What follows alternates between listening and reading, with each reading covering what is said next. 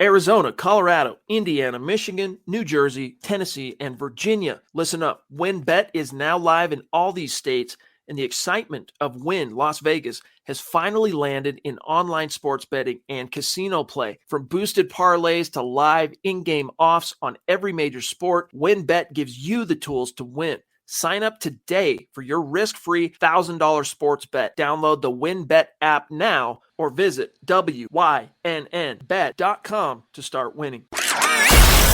You're listening to the Huddle Up Podcast with Chad Jensen and Zack Kelberman. Join Broncos Country's deep divers at milehighhuddle.com and sound off. And now it's time to drop some knowledge.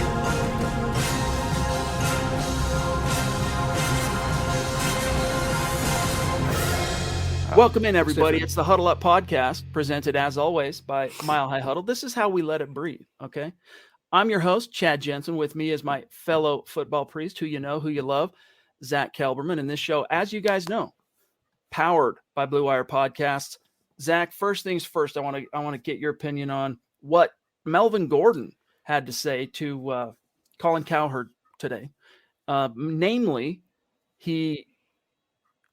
the presence of Javonte Williams in that drafting, he obviously knows which way the wind's blowing. It makes him a little bit nervous, like he's a little bit worried. He told Cowherd, I mean, this is a man that's a free agent, right? So it's not like he's under contract, but not in the sense that he fears anything, but he knows that George Paton's ultimate goal, sooner than later, is to make Javonte the starting running back of the Denver Broncos. And Melvin feels like he's still enough in his prime that he doesn't want to take a back seat. But it sounds like the two parties, they're still talking. Melvin Gordon could very well be back in the orange and blue. He loves Nathaniel Hackett, by the way. What else is he going to say? He's trying to endear himself. He's been doing this for months and months now, trying to get himself in the good graces of Broncos fans and Broncos media and Broncos coaches. He wants to come back, but, again, put your money where your mouth is, Melvin. If you want to come back, don't maybe expect $8 million a year. Maybe hope for $5 million. Take $6 million tops. A lot of that is incentive based to be the number 2 behind Javonte, who the Broncos drafted in the second round. They have very high hopes in. And despite that, Nathaniel Hackett's going to run a West Coast outside zone kind of offense, and Javonte is more of an inside guy. He's going to be a centerpiece of this unit, as he should be. And, it's from a optic standpoint, a PR standpoint, I feel like Melvin Gordon's doing the right thing, what his agent's telling him to do. But ultimately, when March 16th rolls around, free agency, start of the new league year, if you want to come back, take half of what you made last year. Make it happen. He was obviously he was asked, was Gordon, the obligatory question about Aaron Rodgers. And even though he kind of missed half of what the question was about, Cowherd actually asked him, hey, do you think it's happening? Do you think Rodgers lands in Denver? And if so, would you be willing to take maybe less money to come back knowing you'd be playing with Aaron Rodgers? He missed the second part of that. But his opinion is that he thinks Aaron's going to stay in Green Bay. And this, Zack, perhaps it's bolstered by the paparazzi-ish TMZ report today that he and his fiance, I forget her name now. Shylan Woodley. Thank you. I think that's how you say it. Called off the engagement. So that one tie, now there's two because you got Hackett here, but that tie to, hey, that's where she's from and all that makes sense. Aaron would want to come to Colorado. It's off the table. How big of a deal is it? Well, as I tweeted today, you're talking about a guy who cut off his own family, who's coming off back-to-back MVPs. You think he's going to let checks notes Shylan Woodley dictate where he plays next year? If he wants to come back to Green Bay, he's going to come back to Green Bay. If he wants to keep playing football, and supposedly that's why he got cold feet to begin with, according to TMZ, he wants to play and continue his playing career. She didn't want that, apparently. He's going to do that. If he wants to come to Denver, he's going to do that. Don't forget how spiteful and petty Aaron Rodgers could be. Now he might come to Denver just because she's from Colorado, just because her parents live in Boulder, just to kind of rub it in her face. I don't think this affects it one way or the other. It comes down to football and what Aaron wants to do, not what Shylan wants to do. Listen up, Broncos country. TickPick should be your first choice to buy football tickets because they save fans money by never charging any service fees ever. TickPick is the exclusive ticketing partner for the Huddle Up Podcast and the Blue Wire Network. Denver Broncos football is finally back, and there's no need to exhaust yourself searching all over the internet to find Broncos tickets anymore, because TickPick, that's TickPick, is the original no-fee ticket site and the only one you'll ever need as your go-to for all NFL tickets. TickPick got rid of all those awful service fees that the other ticket sites charge, which lets them guarantee the best prices on all of their NFL tickets. Don't believe it? If you can find better prices for the same seats on another ticket site, TickPick will give you 110% of the difference in the purchase price. That's right, guys. When we were searching for tickets for the MHH meet and greet for week 3 at home, Broncos versus Jets, TickPick had us locked down. So visit tickpick.com/huddle today and use the promo code HUDDLE to save $10 on your first order of Broncos tickets. By the way, guys, I got something to say on that. By the way, though, we're really stoked to kick off our 2022 Superstar segments tonight with Casey Nickell. We're going to pick his brain here in just a moment, introduce him to everybody. But first, a couple quick things. If anything, Zach, positive to me that came out of the TMZ report, it was the fact that the impetus for the breakup is that Aaron's still focused on his NFL career. Now, how far we can read into that, again, it's King of the Hill paparazzi TMZ, right? Like, these aren't wizened beat reporters well embedded, within the bosom of the Green Bay Packers that know every, thing Aaron Rodgers does. But still, hearing that, I think it puts me one step closer anyway to feeling like, all right, a little bit stronger. He still plans on coming back, but that doesn't answer where and for whom he's going to play. We also don't know how far that report dates back to. Did he get cold feet now? Did he get cold feet a month ago? Did he get cold feet 3 months ago? Apparently this breakup has been in the making for a while, and it's just now being publicly reported on and broken by TMZ. So again, ultimately, Aaron's going to do what Aaron's going to do, and he's gone through his cycle of flames and muses, chat, and relationships, and it's just what he does. And it just sounds like so far, maybe I was wrong, I said he'd retire. Sounds like he's coming back for at least one more year. And if not now, if not for any other reason than just sole motivation to spite another person, this being his now ex-fiance, along with the media, maybe along with Brian Gutekunst, and along with everyone else he deems in his warpath. It's all about Aaron. Man, I am still rolling with the punches of learning how to use a device that doesn't have a touch screen. So for now, Zach, and then we're going to grab Casey, I'm just going to have to tell people where we stand until I figure this thing out on the Facebook raffle and on YouTube. First things first, guys, here we are on day 16 of the month of February. We are trying to reach 250,000 stars in the month of February. When we do, we're raffling off a Broncos jersey of the winner's choosing. And the only people in the running for that are those who helped contribute to the goal. We're currently at 47% complete. So we're only maybe a day off track. We're pretty close to being where we need to be. But if we want to close that down, we know what we got to do. The people who are going to have the most tickets in the hat, if it were to end tomorrow, for example, number one right now, Zach, it's Michael Ronquillo, followed by Jacob Foster. Now I got to go back down to 100% on my, oh man, this thing is ridiculous. There we go. Michael Ronquillo, Jacob Foster, number 2, Mark Schrader, number 3, Rodney Garcia, Travis Tarbox, Lawrence Rivera, Miguel, Joshua Mize, Pete Middleton, and Andrew Baker. Andrew, by the way, going to be coming on the show hopefully in the near future as well. That rounds out your top 10. And here in just a moment, once we're done picking the brain of Casey Nickell, we'll do an update on where things stand with the Super Chat Superstar. So that being said, it is time for us. And by the way, guys, any of your Bronco questions, topics, your star comments, your Super Chats, thank you, Michael. We love you. Big time stars. Appreciate that, my friend. Get them in the chat, and we will get to them. If you have any specific questions for Casey, best way for us to see it, Super Chat or star. Scott's an eagle eye on that front. Without further ado, let's bring on the man, the myth, the legend, Casey Nickell to the Huddle Up Podcast. We finally get to sit down with him. He's been in our community for, you'll have to tell us, Casey, when you discovered Mile High Huddle on YouTube. But first of all, it's really great to meet you. Thanks for making some time for us, and thank you for everything you do. How you feeling tonight, big dog?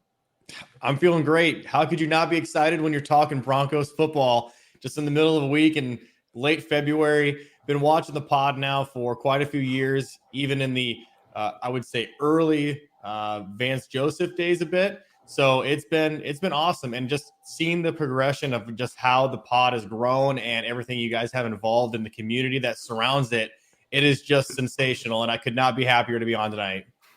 Checks in the mail, Casey. Thank you so much. That is rad, dude. Michaela, Top Rope Super Chat, another one of our legendary community mavens. Michaela, we got to talk. We got to get you back on the show. The time has come. Let's go.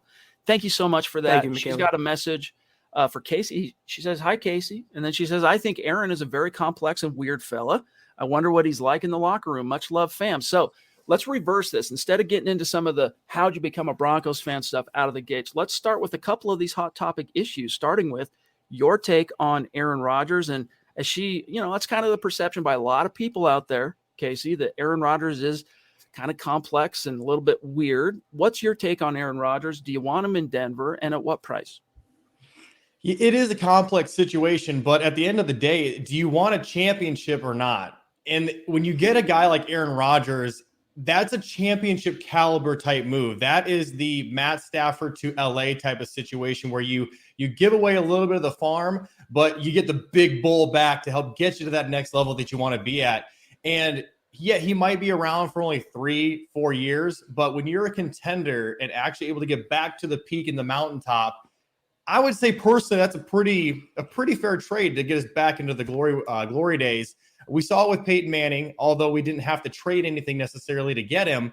But how spectacular was that 4 years of just incredible moments at Mile High City, and then everybody just being so elated in Broncos country. So for me personally, I would love to have Aaron Rodgers in a Denver Broncos uniform. It would be a huge highlight, I think, for Broncos country, just to uplift spirits once again, since we've been kind of down in the dumps, lower than ever before in Broncos history. So for me, I'm all in. Get Aaron here. That's, it's a great answer, Casey. But when you say all in, I have to push you on that. What is the most that you would give up for Aaron Rodgers? Would you give up 3 first-round picks? Would you stop at 2? What's your bridge that you wouldn't cross, if you have one? I think the 3 first-round picks is getting a little much. I think that the Green Bay Packers are going to want players now. They're going to want players now. So you give a couple first-round picks, and personally, I think that you have a situation where Jerry Jeudy could be up for grabs to get him over there. I think with the Devontae Adams situation as well, there's a pretty interesting complex situation there where we could potentially snag not only Aaron Rodgers, but then Devontae Adams too. But then you think about the other side of that of, well, if Denver potentially snags a Von Miller back in free agency because of Aaron Rodgers, or you plan that out, send Chubb to Green Bay with 2 first-round picks, you might have something there. That brings up an interesting topic. Football Outsiders this past week kind of fired a shot across Bradley Chubb's bow and listed him on their Keep Chopping Wood team, which basically is saying, hey, look, he's under, he's not meeting expectations, but there's still some there. And when I say fire a shot, it's actually what they said, not just putting him on the list, basically that he did next to nothing for the Denver Broncos in 2021. And yet he's coming back on a 5th-year option. He's fixing to get a pretty significant raise in 2022. How are you feeling, Casey, about Bradley Chubb, his outlook? Do you feel like he's walking the line of bust territory, or do you still feel like, no, he's produced enough, his rookie year, 12 sacks, Pro Bowl in his 3rd year, that he's already eliminated that? That doesn't mean it couldn't be a disappointment, but to call him a bust would be a bridge too far. I think a bust in terms of nowadays, he's creeping the line. I remember when he was drafted and Von Miller, you saw the video of him freaking out. He was so excited. Broncos country was excited because you had the legendary Von Miller, future Hall of Famer on one end, and then now you're going to have Bradley Chubb on the other side collapsing in on quarterbacks. And it just, that first year, it felt like, okay, this is turning into something. It just never really kept going, though. The injuries and the fallbacks and the stumbles, you always felt like with each thing that creeped up on him, he one step kept coming back. Yeah, there was that push towards the end of the season, but it was the end of the season. Everybody was trying to push real hard to get their name back out there. So for me, if it's the ability to get us a Rodgers or some sort of capital back, you got to move on. You know, Casey, I have so many questions for you because I love that we're doing these fan segments again, bringing you guys on and asking you questions and picking your brains instead of giving our opinion. But kind of take it back to a general 10,000-foot point of view from the team. What do you think about the Nathaniel Hackett hire, the new coaching staff, what they're doing on all sides of the ball? What's your grade and what's your assessment on that? Look, I'm stoked. I'm ready. It is a complete 180 from what we've had in the past, not only defensive-minded head coaches, with Vic, it was just that there was no juice. You got to have the juice. You got to have the confidence. You got to have the swagger. Someone like Nathaniel Hackett brings that. He brings that youthful spirit, that youthful energy, and that excitement to the roster. He's going to be able to develop the strategies on the fly if need be when it comes to offensive play calling. You can't have the star-studded talent you have on offense and have Jerry Jeudy or whomever back in the backfield running back and forth and never gets the ball. you got to have that, and we do now. And yes, there's some lack of head coach total experience. Maybe it's just what we needed. We need to get a young, fresh group of guys in there that are excited, motivated, and hungry. That's going to revitalize that locker room and get us ready for the next season. Hallelujah, man. Love it. Dropping knowledge on the Huddle Up podcast with some juice of his own here. Zach, a quick super chat from Todd. Thank you, Todd. That's a newer name, so welcome. Appreciate you. Connect with us on Twitter. He says, what about trading Chubb and give 2 future firsts while keeping this one, drafting Karlaftis to play opposite Vaughn if he comes back? Let's put a bow in that. I mean, trading Chubb and giving 2 firsts while keeping this one. Okay, yeah. I mean, dude, if it's 2 firsts plus Bradley Chubb and you end up with Aaron Rodgers and an edge, and you kept your 2022 first round pick, I think that's a price everyone begrudgingly, at the very least, would pay. Now, Casey, let me dial it back real quick. So you are a very, not just passionate Broncos fan, but you're a very knowledgeable Broncos fan.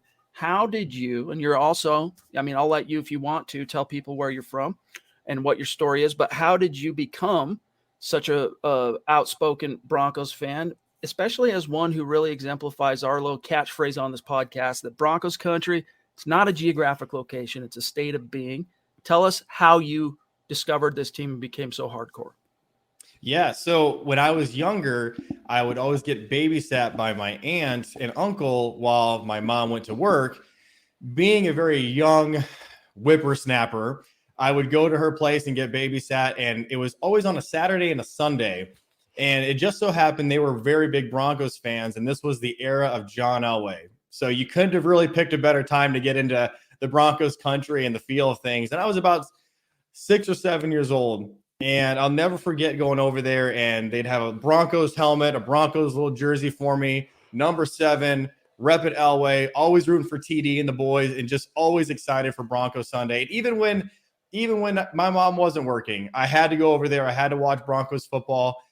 For me, it's been an absolute love and passion to watch this team over the years, just how the NFL has developed and grown, and just going through the emotional roller coaster it's been being a Broncos fan. And I live in Sioux Falls, South Dakota, and we're not too far from Denver. And that's actually where my wife and I went for our honeymoon. And a little quick funny story about my wife, how I met her was when the Ravens were playing Denver in the playoffs, and it was the Hail Flaccos. Not the best thing to ever have happen to a Broncos fan, but it was the best thing that happened to me.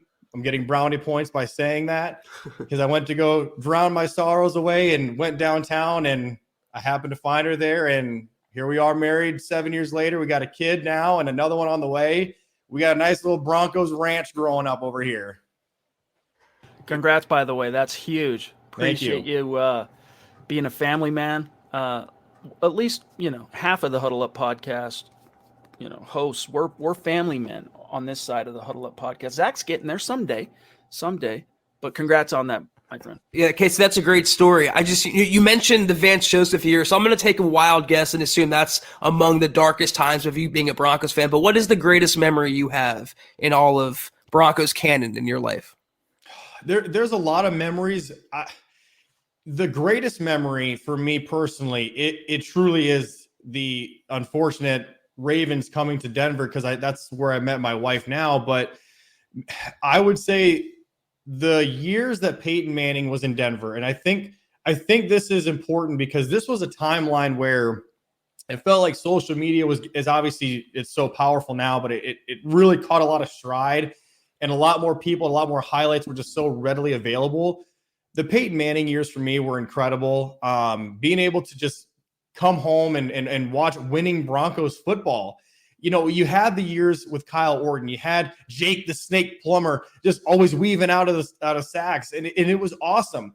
But being able to have those 4 years, which I always tell people, I don't know how Denver didn't get to 3 Super Bowls, if not 4. They had an absolute prolific offense, of course, where the defense had to save them in the end. But those Manning years, I would give anything to have something like that back. And that's where that Aaron Rodgers thing really comes back into play.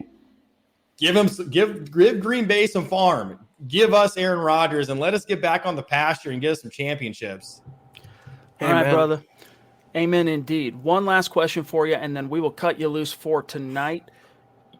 Who's your, if you had to pick your Broncos Mount Rushmore, the 4 figurative faces that would be etched up there for Casey Nickell, who is it? That is a great question. And that would be a mountain full of faces if I could just go ahead and pick the array of them. I think you obviously, at the end of the day, Terrell Davis for me, John Elway, Peyton Manning, Von Miller, of course, is going to be up on there. I'm going to throw a name at you. He's been retired for a while. He's now in the Ring of Fame, Champ Bailey. When I played football and I was a cornerback in high school and in college, I idolized Champ Bailey. That is my guy. I love the lockdown play, the shiftiness he would have back there. Incredible. So Champ Bailey would be up there with him. Peyton Manning, John Elway, Terrell Davis. It's Mark Schlereth could go up there too. Like I said, I could go on, but those would be my guys. I was going to say Joe Flacco, but he's on his own. He's on his own Rushmore. That's right. Dude. Thank you very much. Yes. What a joy talking with you, bringing that juice, bringing some really interesting insight as well. Casey Nickell, we love you. We appreciate you. And real quick, before we say goodbye, we got to let everyone know how to connect with you. Follow him on Twitter, guys. He keeps the conversation going there. He's talking Broncos on Twitter. At Nickell, and that's Nickell 3636 on Twitter. At Nickell 3636. He is Casey Nickell, an MHH bona fide superstar on the Mount Rushmore at MHH. So, Casey, thank you. Much love and respect to you, my friend. And something tells me this won't be the last time we invite you on the show. So thanks for making time. Give our best to the missus. And, again, congrats on the new little one headed your way. Thanks, fellas. Greatly appreciated. Everyone on the pod, keep following, keep liking, keep sharing. That's how we get the names out, baby. Let's go. Look at that. Appreciate you, Casey. In the mail for Casey. You took care of that, right? Yeah, I signed off on it. Okay, buddy. Take care. Thanks, Casey. Casey. Casey. Have a good night, bro. There he goes. Casey Nickell, dropping knowledge. Man's coming from my job. He's got the dope backdrop and everything, Chad. It puts mine to shame. That's what I tell people when they come on. I think, and understandably so, there's kind of a preconception that, you got to have this, that, and the other ready to go. What do I need? What, they start thinking about technology and whatnot. I said, no, just have a clean background, relatively free of clutter or mess, and the best lit room you got and your device, and you'll be good. We'll take it from there. And that's what happens. You get called Casey the Goat by evil masked Doge. Evil masked Dogecoin. I don't know. But Casey, yeah, he I don't know. Maybe he's a maniacal Bronco fan like a lot of us, and that's just a room that already chills in his home. And he just said, no, we'll set up in here. Maybe that's his office, or maybe he's next level, and he's thinking ahead, and he's going, no, let's set this up. Let's stage it. And if so, the implications, Zach, are considerable. Yeah. I think it was a pretty resounding success, just like Dale is here. D-Dub, $100 super. Thank you so much. That's incredible. Chad, I usually taking the lead on these, the running point when we get these massive, generosities from our listeners, and it leaves me speechless too. I'm just rambling right now. Thank you so much. It says the Rams traded 4 first-round draft picks, seconds, and thirds for 3 proven players: Stafford, Ramsey, and Von Miller. Think this thinking can put Denver on the Super Bowl podium? State of being. Well, they did that again because they had Sean McVay, maybe a future Hall of Fame head coach, and you have players like Aaron Donald and Matt Stafford, future Hall of Fame players. That was the win nowest of win now situations in LA. So you had to take a swing for the fences. You couldn't have had the same arrangement last year doing that for Vic Fangio and Pat Shurmur. They were the opposite of win now. They've proven they're since fired for a reason. So what they've done in Los Angeles and Les Snead and F them picks, I love the mindset because it works for them. It wouldn't have worked for the Broncos last year. Going forward, if they have the coaching staff in place, you can make those moves because you have the foundation. You already have a playoff caliber roster. You put someone like Aaron Rodgers on this team, Russell Wilson, that's playoffs and then some. Man, when you put it that way, and Dale, bro, seriously, much love. We got to get you back on the show. We got to get you on. We got to get you on the show again, my friend. So let's not dilly-dally. Let's not wait too long. Let's get you on the show soon. Shoot me an email with what Wednesday in the near future will work for you, my friend. And let's get you back on the show. We'll grab Mike here. Appreciate you, bro. Yeah, and good to see Chad and Zach alive. I missed the last 2 pod. Appreciate you, Mike. But on that subject, when the way that Dale lays it out there, what the Rams gave up, who they got in exchange for the slew of draft picks, Stafford, Von Miller, and Ramsey. Ramsey.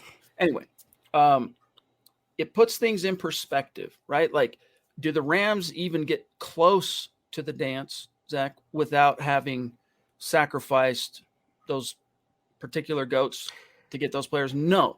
Well, so if it gets you that, maybe they get to the playoffs. I don't know if you still got Goff there and you take away Ramsey, Super Bowl Miller with them. But I'm just saying, is it worth it? Hey, I think if it results in a Lombardi trophy, that's why you play the game. And so, and you know what? Hey, when Melvin Gordon today talked about Nathaniel Hackett, as soon as the subject was broached by Cowherd, you're absolutely right on one hand, Zach, that what's he going to say? Yeah, I don't know about this cat. Of course, he's not going to say anything negative, but you could see this man's face light up. And he talked about his energy is just crazy. It's just wild and he loves it. So I don't know, who knows? Maybe that juice, that energy, that whatever's brewing in the Mile High City, you get the right quarterback there, dude. I mean, hey, maybe you say goodbye to this year and next year's first round pick. Maybe you say goodbye to a 2, maybe you say goodbye to Bradley Chubb and, or Jerry Jeudy, but what you get for the next 3 years are perennial shots at the big dance. I think Melvin Gordon's reaction says the most about Vic Fangio, the guy who didn't play music at practice, the guy who sucked the energy literally and figuratively out of the building, out of his players, and they were all walking zombies out there. So, of course, players like Melvin Gordon are going to want to play for that guy and ingratiate himself to him. But you hit on it best, Chad. You make those trades, we're talking about the Rams again, when you want to win the Super Bowl, not just reach the Super Bowl. You want to get over the hump. You get the Odell Beckhams, who is key in the playoff run. You get Matt Stafford, who is a giant upgrade on Jared Goff. You go out and get Von Miller, the perfect pairing, and the DeMarcus Ware to Aaron Donald's Von Miller in LA. It was the perfect moves for the Rams to make. But if you made those moves for the Broncos last year with Vic Fangio and Pat Shurmur and the rest of them, it maybe would have resulted in a playoff berth. Certainly not a championship, though. Hopefully going forward, they can make those moves. Yeah, that's right, Jeremy. We did start relatively on time. You know why? Because we had a guest on. So we were like, move all the mountains. Let's start on time. We really do try, but we got a lot of things that we juggle here amongst Zach and I relative to covering your Denver Broncos. Plus, we make it worth it in the end, too. We make it up to everyone. Let's be real. Y'all know it's true. Travis Tarbox, Big T in the house saying, I think 2 first-rounders and Drew Lock. Then we draft a quarterback to learn from Aaron. I don't know that would quite get it done. Who knows, man? So often, Zach, when you start hearing these, the capital that it's going to take to acquire this guy or that guy, every once in a while it's correct, but sometimes it ends up being a lot more overblown and overestimated than what it actually is. But any team that goes in on trying to get Aaron, like if Green Bay actually, first of all, Aaron's going to have to stick his foot in the ground and actually say no to a deal that the Godfather himself, Vito Corleone, could not refuse. $45 million a year. He would have to say, no, trade me. So if he did do that and Green Bay finally relented and said, okay, fine, we're going to trade you. $45 million. Could he say no to $45 million a year, Zach? That's probably, George Payton to say, hey, well, how about 46? But still, then you start looking at what you got available, and then you got to get your cap voodoo going and all that. Right. Yeah, that could be the floor for what Green Bay ends up paying Aaron on a per-year basis, maybe on a 2-year contract, as Ian Rappaport alluded to. I think even Benjamin Albright reported it could be $50 million they could offer him a year. Just silly, stupid money that would easily surpass Patrick Mahomes as the highest-paid quarterback. But if you ask whether he can turn that down, Chad, you're asking a guy that's worth $250 million if he can turn down another 45. It's all about title. It's all about ego with Aaron. I don't know what his motive would be for coming back or forcing a trade to Denver. You can question whether money is one of them. I think he wants the mantle of being the richest quarterback, the highest paid quarterback in NFL history. He already has back-to-back MVPs, 4 total now. He has a ring. He probably would like another one, but I think that the one title that proves from a public lens that he is the best quarterback, how much he takes home every year, his guaranteed salary. I think he wants that, and that would be part of his motivation for playing in 2022. Shout out here to Albert Knoppers. We got to get you back on the show here soon. We broached the subject, you and I, in a DM. But we need to nail down a specific date. I will message you tonight. We'll get that handled. Phil, appreciate you, bro. Scott, I see one here from Robot of Doom at 6'11". Phil, seriously, you are increasingly becoming a huge component here to our community and helping us keep the lights on. So love you, big dog. The Robot of Doom, another longtime member of our community. Sometimes he checks us out on YouTube. Sometimes he checks us out on Twitch. He's also on Twitter. This man is like Carmen Sandiego. Where in the world is the Robot of Doom 5? He wants to know, though, wait, how can the Packers pay Rodgers and Davante Adams when they are so far over the cap, Zach? You want to take this one, Chad? You know what I'm going to say here? No, hit it. I'm going to pull up their cap situation. The salary cap is a myth, and you can say I'm being cliche or making that up or whatever, but if you can always finesse it, you can always massage it, you can always mold it to how you want it and have fun with it and make it do what you want. If they want to get underneath the cap and pay Aaron, and if they do that, by the way, if they extend him, it would actually lower his cap number for 2022, giving them more money and more affordability and flexibility to bring back Davante. That's the only guy I think is the free agent the Packers would want to resign because how tight he is with Aaron Rodgers. But if they want to do it, they will get it done. And look no further than what Kansas City did when they couldn't even afford a PlayStation 4. They locked down Patrick Mahomes to the richest contract in North American sports history, $500 million. They will get it done, Green Bay, if they want to. It would depend a little bit on how many years were tacked onto that extension in terms of what flexibility they could have to lower his 2022 cap. But as it stands, Zach, look at this. $46 million cap hit for Aaron Rodgers, even though his base salary is only but still $26.4 million. This team is $50 million, almost $51 million. Am I reading that right, guys? If it's, in the red, we don't like in the red. That's over the cap, right? Or let me look at their space. Am I misreading? Just go to the overall NFL ranking. Go to cap space. Click that. Right here. Okay. Yeah. So, dang, Packers. They're 50 over, dude. But 50 over the freaking cap. But here's the thing: is it you can get creative if you have the right guy, the Rich Hurtado. We'll see how good Rich Hurtado is, by the way. If you have a Mike Sullivan who did worked miracles for John Elway for many years. You got a good cap wizard. You can finagle things, but Green Bay, with or without Aaron Rodgers this year, Zach, there is going to be a reckoning. They missed their window. They really did. These 3 years, or has it been 3? Yeah, 3 years that LaFleur's been in Green Bay. They missed that. They missed their opportunity, and I think Rodgers smells that blood in the water too, which probably is part of why he wants out. Stu Meat, you the man. Thank you very much for that super sticker, my friend. And yes, Casey did great. He was awesome when the lights turned on and the camera. It was go time. He was money in the bank. Rodney Garcia, appreciate you, bro. I think it was Nick Corte from Over the Cap who put out a list yesterday of like the top 5, the projections of the top cap teams once they make some simple restructures. And the Rams, who are in salary cap hell right now, can clear like $50 million.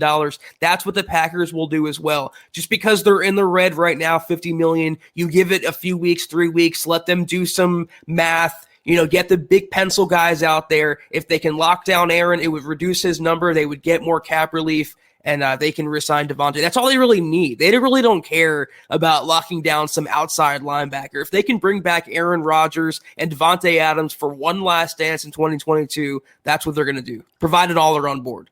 Indeed. Seeing some huge props for Casey in the chat. One here from Silent One saying, Casey needs to be hired by Chad and Mile High Huddle. Definitely has the skills with a Z that are necessary. Yeah, dude, he outkicked his coverage. Let's put it that way. Travis Weber, another guy that we'll be reaching out to here very soon.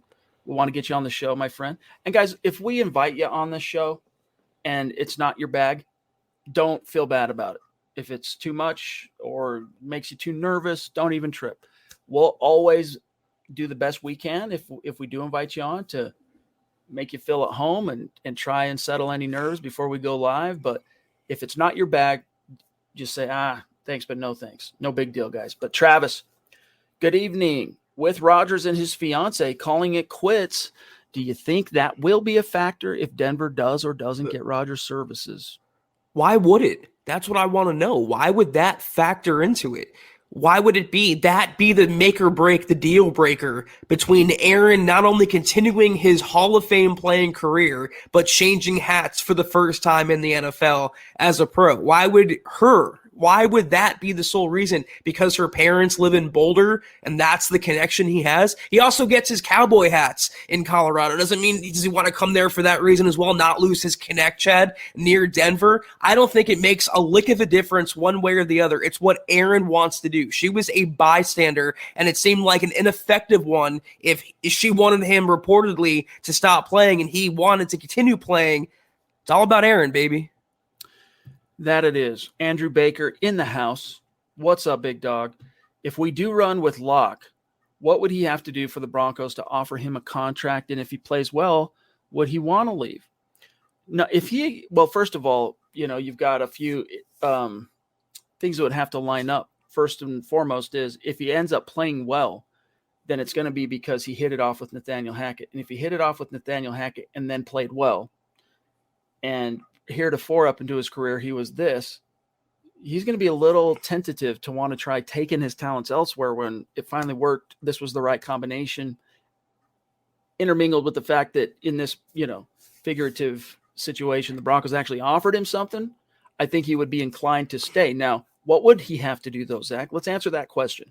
What would Drew Lock have to do if, in fact, the Broncos turn to him this year? All their other options, hey, they're not in control of that destiny per se. There are too many other factors, and they have to fall back on Drew Lock to start this year. What would he have to do for George Paton to roll out that checkbook and get him paid? 3 letters, W-I-N. Just win, baby. That's what it comes down to. You're talking about him landing an extension beyond this season if he gets the starting job, correct?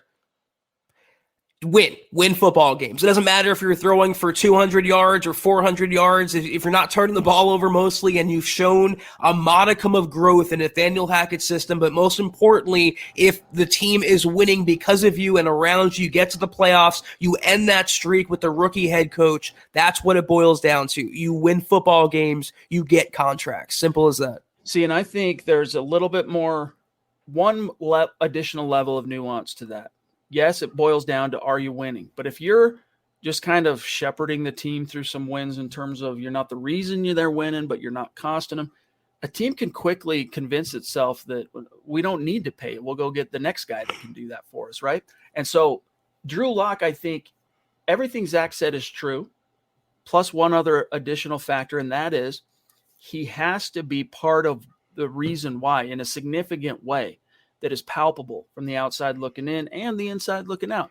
Like Drew Lock would have to not necessarily set the league on fire. He doesn't need to become, Patrick Mahomes to get a second deal here, but he's got to show that he can, when the chips are down. Like, here's a good example, Zach.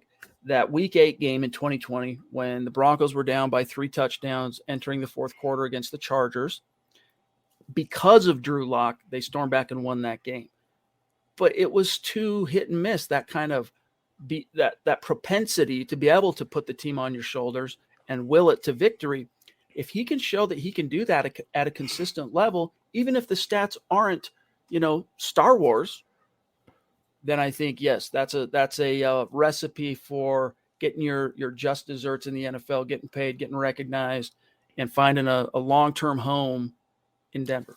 Yeah, that's why, I said winning because of him and around him, not in spite of him like the Broncos were. So I definitely agree with you. But it's just that some of the things to take it to an even more extreme level and more micro level, some things in terms of winning aren't quantifiable. There's points in games or plays you can make in games that don't really show up. Teddy Bridgewater making the tackle on the fumble 6, things like that. You make that tackle, you never know how the game could change. So there's things that Drew Lock is going to do on the field if he does it and gets the Broncos back to double-digit wins, gets them back to the playoffs, gets them back to relevancy, which is where George Paton wants to be the most. If he does those things in any way, in largely positive ways, he will get his bag, and it will be deserved. All right, we got a very generous super chat from Corey H. And Corey's been with us a long time. Corey, if you want to come on the show sometime, it would be our honor to host you. I think it's about time if that's, in your wheelhouse. If so, reach out and DM me on Twitter. All right, my DMs are open. And let's set something up. Thank you for everything you do for us, my friend. He says, people always focusing on what we would give up for Aaron. Instead, think about who all would come here on discounts to be part of a couple of runs. Don't worry about the price. We are the team to beat the second he's in the room. Do you agree with that premise? Damn the torpedoes. We're the team to beat the second he steps into UC Health Training Center. I mean, do you think Derek Carr is better than Aaron Rodgers or Justin Herbert's better than Aaron Rodgers? You can even argue that Aaron is playing at a more productive level per snap or per game than Patrick Mahomes. So, yeah, you'd be a Super Bowl team the moment he lands in Denver and joins the Broncos.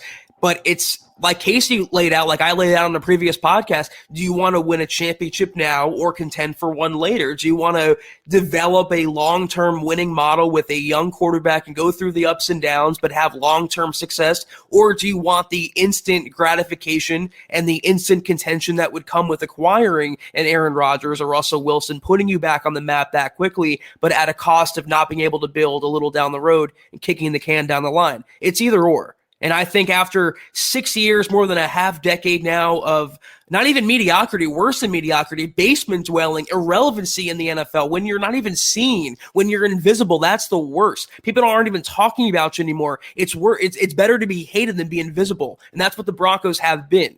And you put Aaron on this team, they're not invisible any longer. Well said. Steve F. Armstrong in the house. The very Mile Highlander himself. There can be only one. If you know what I'm talking about, you know what I'm talking about. Steve, priests are dropping knowledge on us. Thanks for keeping us sane in the offseason. # state of being. Don't ever Derek Wolf with Broncos country. Love it, dude. Thank you very much for the stars and your support, Steve. Really do appreciate you, my friend. Rodney says, good evening, Chad and Zach, and of course the best fans in the NFL, the Denver Broncos. Love you guys. We love you too. Zach, I got to pick your brain on something here. You had the report for us on a viral article at milehighhuddle.com. Report, Broncos head coach Nathaniel Hackett pushing hard for Aaron Rodgers trade. Case, I doubt anyone in this chat right now missed it because this article is well on its way to 500,000 people having read it by now. And that's no lie. Tell people, though, what's this about? Well, I appreciate the 500,000, first of all, that have read the article. I could have really summed it up. I wrote about 400 words there. I could have summed it up with one word, duh. I mean, Nathaniel Hackett is going to push hard for Aaron Rodgers. He's going to want the future Hall of Fame quarterback if he can get him a guy that Aaron also reveres, not just that Hackett reveres. So apparently he's telling those, and this is according to a Bears writer for USA Today. He reported via a trusted source that Nathaniel Hackett's telling people in the building he's going to push hard for Aaron Rodgers. Again, we all knew that if he can make the play, he will go to George Payton and be like, listen, George, this is the guy I want. I can win with him. Trust in me. Give up the draft picks. F them picks. Let's go win a championship and be like the Rams. That's apparently the vibe right now. We'll see if it actually transpires in reality the next couple weeks. But Zach and Travis, hold that thought just for a second. How much control does Nathaniel Hackett have over this, by the way? Right? Like, this is music to our ears, all right? But how much control does this cat really have over whether or not Aaron Rodgers leaves Green Bay? I mean, what wheels can he, in reality, grease to improve Denver's odds other than perhaps – keeping it close with Aaron, keeping Aaron kind of feeling like this is somewhere he might want to be? This is like junk food, Chad. It tastes good. You enjoy it in the moment, but it's not good for you and your long-term health because it's just too much conjecture. You're right. I mean, he can only control so much Nathaniel Hackett. Even if he convinces Aaron to come to Denver, Green Bay has to play ball as well and make the trade and trade Aaron and find the appropriate trade compensation. So these things are going to come out. They've been coming out for quite a while now. No surprise Hackett wants his guy and recreate the Packers ways. He brought in Justin Houghton. He brought in Aaron Rodgers' former teammate Ben Steele as the assistant offensive line coach. You brought in Dom Capers, the former Packers DC. You can see what the Broncos are doing, trying to and build the most pro Aaron environment possible. They've done that, but it can only go so far when so many dominoes have to fall for a blockbuster trade like that to transpire. Travis, what was his topic on Drew Lock? Here he is. Thanks for your patience, big dog. And by the way, shout out to Roger Goodkey. I see Roger in the chat. It's great to have you back, my friend. It has been a while. We've missed you. Big T says, I'm also okay with rolling with Drew and filling other needs on the roster as well. If you believe that you got the right coach, you can't fear rolling with Drew in a contract year. Magical things happen sometimes. In fact, I'll take it a step further. Magical things happen oftentimes for NFL players, Zach, playing in a contract year, and especially in a situation where if this is how it were to shake out, Drew Lock was given the chance to be this team's starter again, the unquestioned guy, perhaps albeit on a short leash. Man, you never know what the limits of that could be, and it's definitely something that is intriguing. But again, if you believe that you hired the right offensive mind, that shouldn't at the very least be something that you fear. Is it your plan A per se? No, I mean, in a perfect world, you do go get Aaron Rodgers, but we don't live in a perfect world, Zach. I mean, we live in a world where Jared Goff and Jimmy Garoppolo got to Super Bowl. So I tend to believe that Nathaniel Hackett, if magic does exist and Locke does have starting capabilities in the NFL, you can make it happen. But you would have to be 100% sure of Drew Lock, not just Hackett, but you can only do so much if Locke is not the guy. And we don't know yet if he's not the guy. He hasn't been given a chance consistently to prove he's not the guy.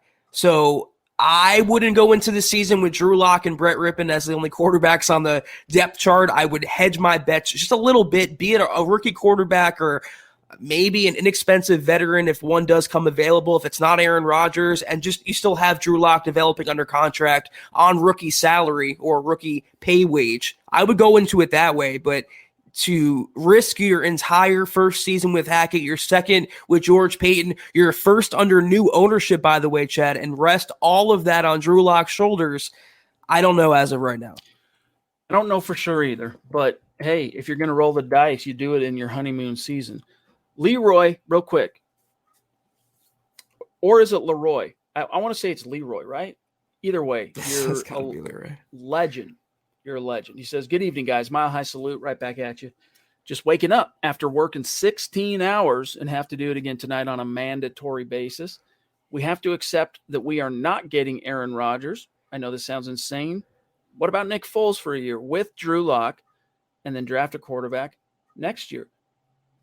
Look, it's a Nick Foles type guy behind Drew. If you end up saying we're going to go ahead and explore the possibility of Drew Lock in a contract year, making some magic, some mile-high magic with our new head coach.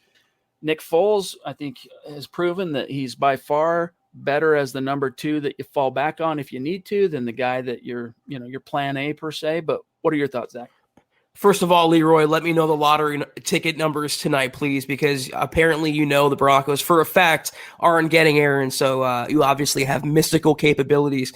I don't know that Nick Foles is the hedge to the bet that I was talking about. I don't know why we're still talking about him, Chad, as a viable, even bridge quarterback at the next level. I would swing a little higher. I'd rather go all in on Drew than bring Nick Foles in to look over Drew's shoulder or take away development and snaps from him. I like the idea of drafting a rookie quarterback and keep swinging until you find that franchise guy.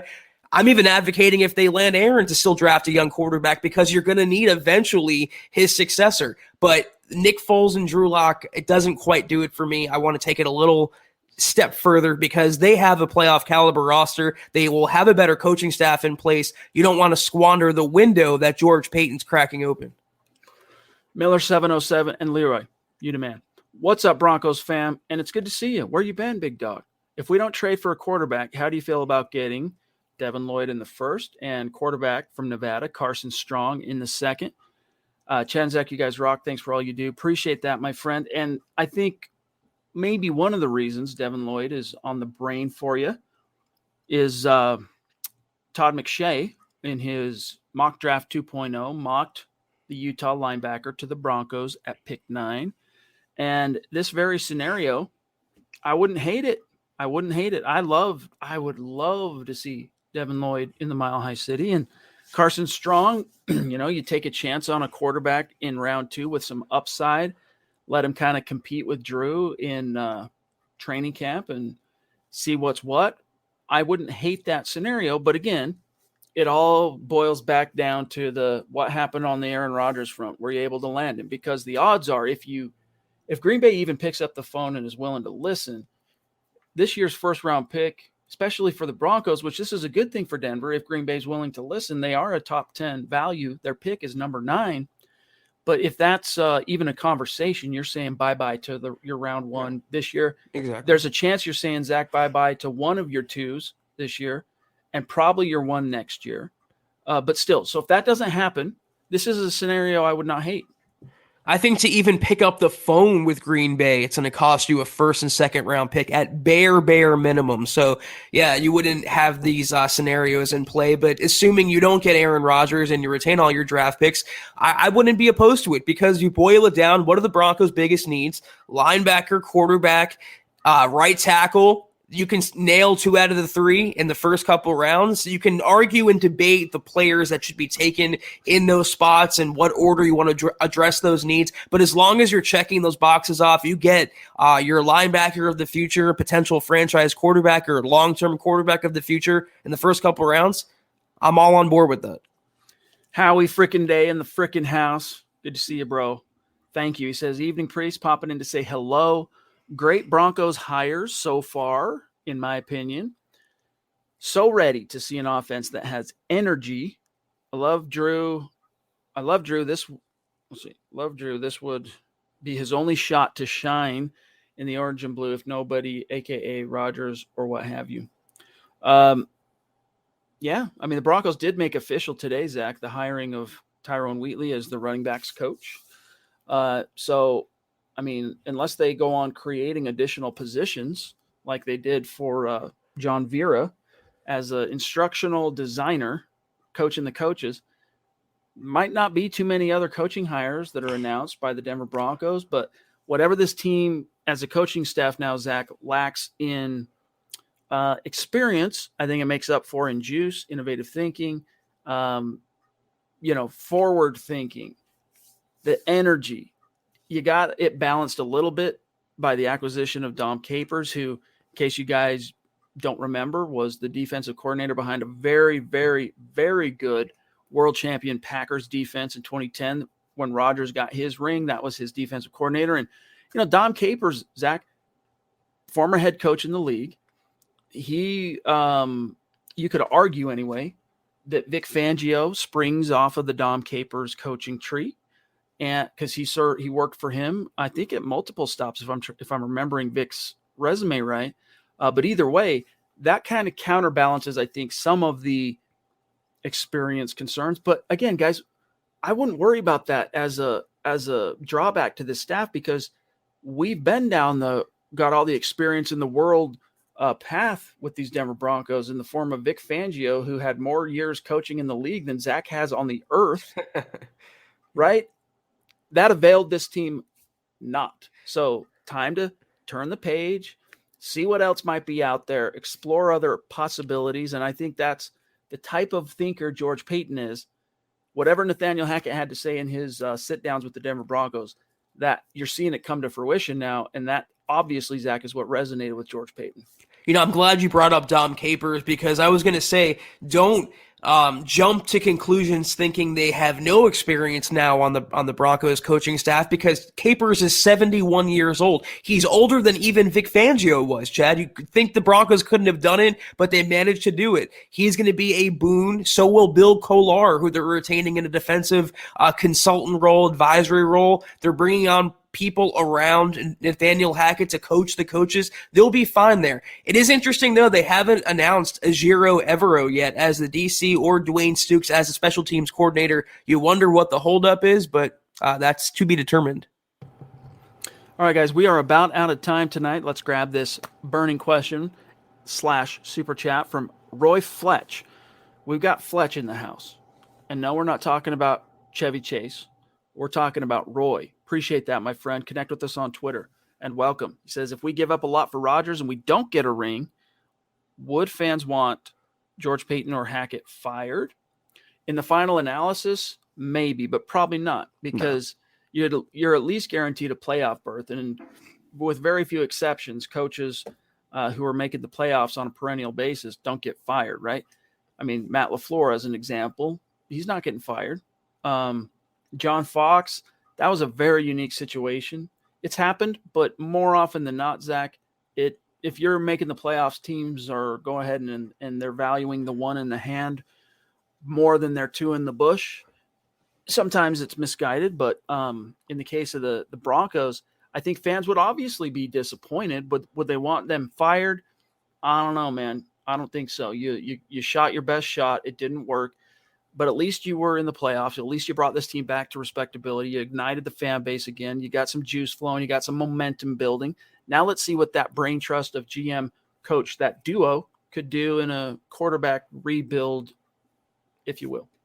Yeah, if you give up a first-round pick, or let's say 2 first-round picks and 2 second-round picks for Aaron Rodgers, and you go to the AFC title game and you lose, only the most hardcore of fans are going to start putting pressure on George Paton or Nathaniel Hackett and calling for their jobs because of the draft picks and compensation that you gave up, what could have been. But those voices will be drowned out by the more relaxed Broncos fans like you laid out, Chad, are going to be so happy their team is back in the postseason field. Their team is back on the relevancy map in the NFL. They're not invisible anymore. So no, if you give up a lot for Aaron, and a lot is subjective, and you go back to the playoffs even and you make a run for it, I think fans would actually be happy with that, even if it doesn't result in a Super Bowl.